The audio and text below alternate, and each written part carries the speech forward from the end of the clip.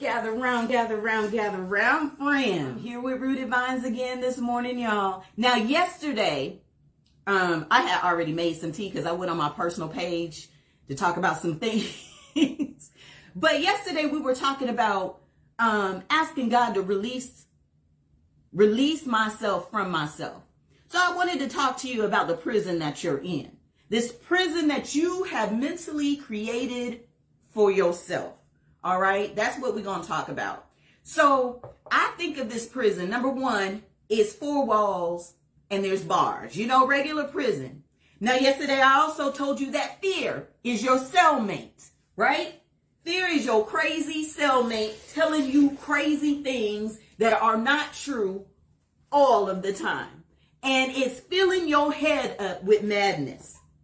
Now, I think about this prison and it's almost like being in a desert because you're trying to find a way out, right? And you're looking for cracks. You're looking for doors and you're seeing things sometimes. Sometimes you're seeing invisible doors. Sometimes you're seeing windows there that aren't really there. It's like a mirage. You're so lost and you're so desperate that your mind is creating these opportunities that aren't really there, right? And fear keeps talking. And it keeps talking, and nothing is looking right in your life. Your friends don't support you like they should. You hate the job that you're at. You cry in the car going. You cry coming home. Your kids are driving you crazy. Your husband isn't supportive, and you might as well forget about finances, right? A lot of us have been there. A lot of us has gone there. But what we don't do is that we don't shut fear up.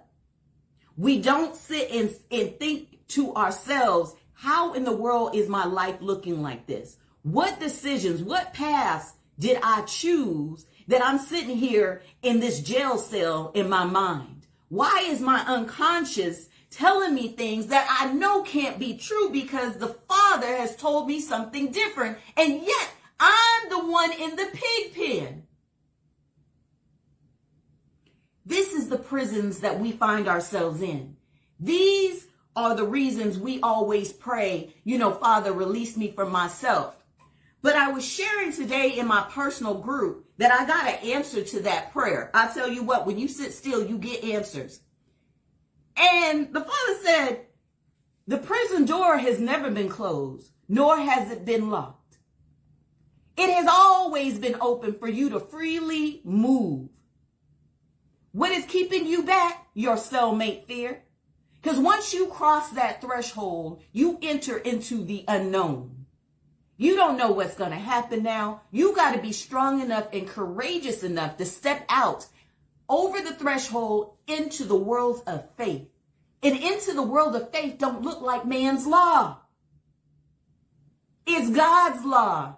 It's what he ordained. And it don't go any kind of rhyme or reason. And it can be scary at times. But being locked up, you're going to get the meals every day. Being locked up, you're going to be clothed every day. Being locked up, you got the shelter every day. But when you step out on faith, you don't know what's going to happen. So people will feel comfortable sitting in their own mental jail cell rather than walking out freely because they don't know what's going to happen. And fear sits in that jail cell right next to you in that bunk. And it feeds you all kinds of stories. And the stories are so good that you start to believe them.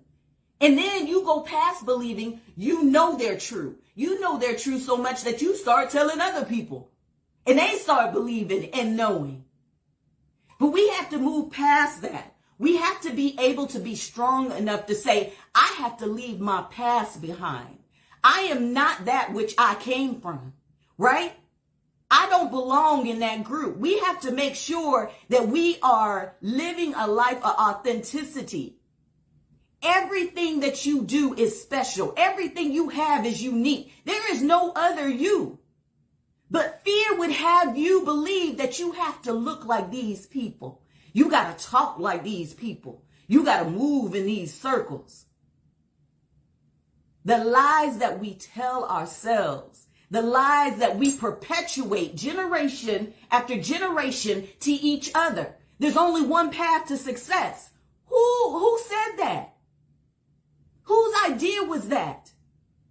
When you came into this realm, you came with a plan of success. You already had an assignment, but the world, your parents, the pastors, your friends, your families, they're pouring all into you, and not one of them stopped to get on their knees and say, God, what would be your purpose for this child? What assignment do they have? Help me to teach them to stay on the path that you have given them before you gave them to me.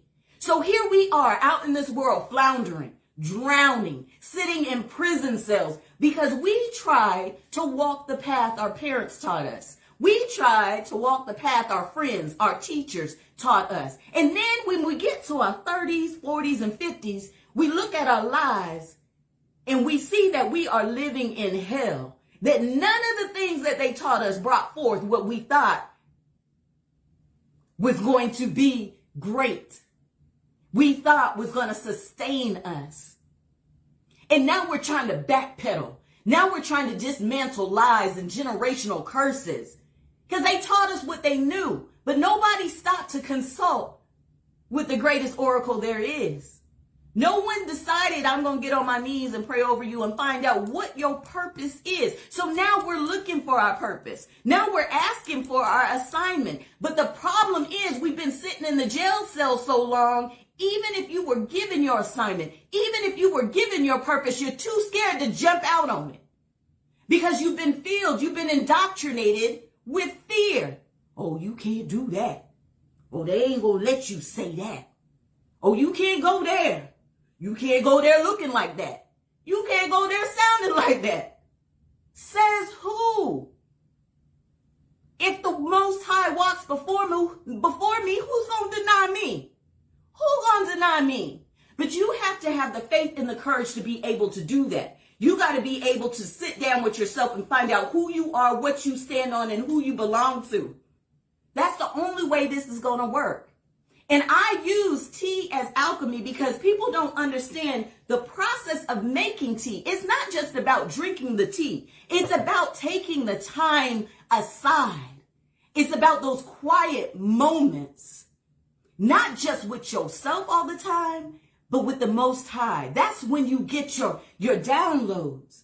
Because I tell you what, you fill this pot up, the water that come out the faucet, that represents everybody that has poured into you. And they pour into this vessel right here. And then you get out in life with all these rules and everything you've been taught, and you find out none of it works. And you know what? You're on the stove boiling. Your rage, your insecurity, your betrayal that you've gone through, the trauma you've experienced. You're on the pot and you're boiling and you're saying, why isn't it working? But let me tell you something. Let me tell you what's tried and true. Let me tell you what's tried and true. God is our vessel. God, you know them cups that are created with the potter's hands. They're put in the heat, that miry clay is put in the heat. It's already been sealed and glossed. You put that boiling water in here and you know what happens? The water calms down. Because this is the Most High. And then you got your little tea bag. And the tea bag represents your blessings, your promises, everything that God has for you. The problem is you're on the stove boiling and your tea bag is in here. And you know what God says? He says, take all your pain, all your anger, your betrayal, your loneliness, your grief, and you pour it in here. And then, I don't know if y'all know, but when you pour in over your tea bag, you're supposed to cover it for 3 to 5 minutes. Don't walk away from your tea in 3 to 5 minutes. Sit with it, because that's when you're sitting with the Most High. My transformation came because I sat with it. But it was more than 3 to 5 minutes. It was 2 years. And for you, it might be months. It might be weeks. It might be years. 2 years I had to sit in the quietness with my cup covered because it was just me and the Most High. But let me tell you what, I couldn't see what was going on in there. But I knew there was a renewal. I knew there was a transformation happening. I knew there was a metamorphosis happening. I knew something was changing inside the cup. And so when he told me I could remove the saucer from my cup, you know what I saw, y'all? I saw liquid gold. It was no longer the boiling water. It was liquid gold that I saw.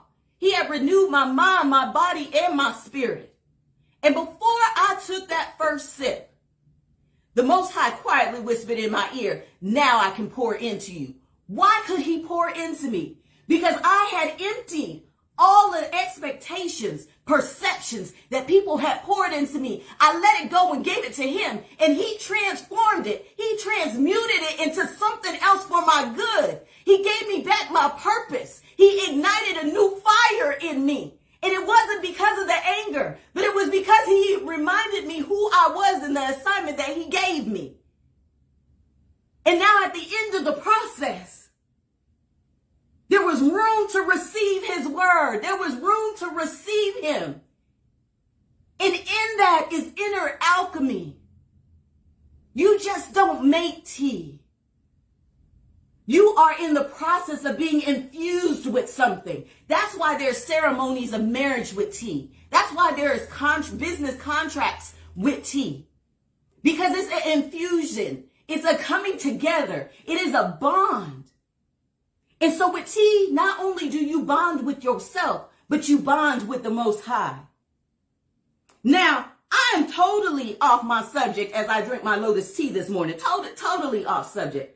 But I guess that had to be said. So I'm going to leave it there, y'all. And I want y'all to know, have the courage to walk out of your jail cell.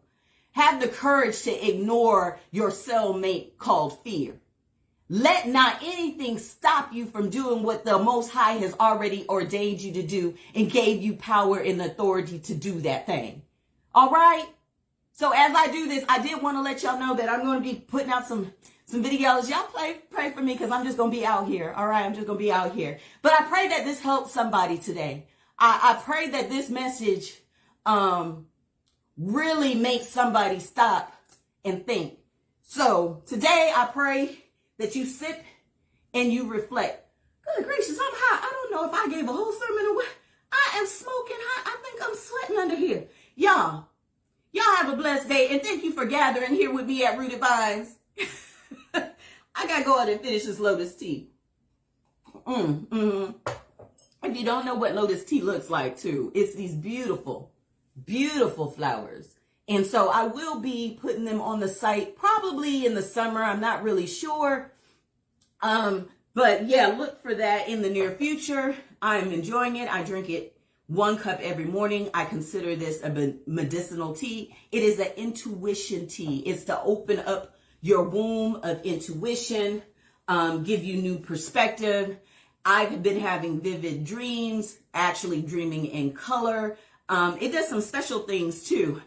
Things I ain't gonna get into, but it does some. I've noticed some other things that it does, but it is the Blue Lotus tea, and so just look forward to it probably this summer on the site. And I love you guys. You be well, and I wish you most success. And as always, my sign off. I pray that whatever you are desiring and seeking is also desiring and seeking you. Be blessed, family. Be blessed. Yes.